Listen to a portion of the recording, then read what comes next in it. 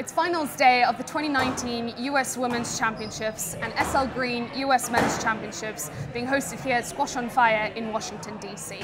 I'm Chanel Erasmus, and with me, Richard Millman.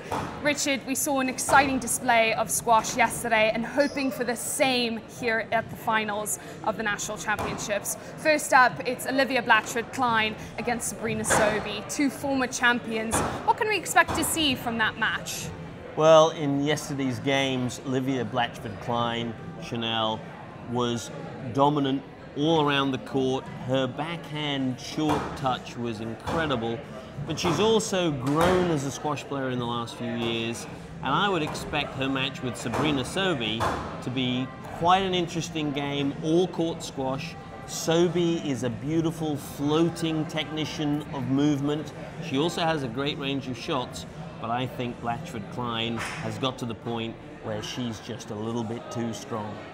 Well, I think for our next final, we're in for a real treat between Todd Harrity and Chris Hansen. We saw both of them display their level of athleticism and skill on the court.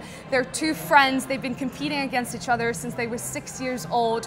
What's the difference in their games leading into this final? Well, Chanel, yesterday, Todd Harrity used his unbelievable rapier-sharp volleying skills to rip his opponent apart. It was scary in his dominance on the halfway line.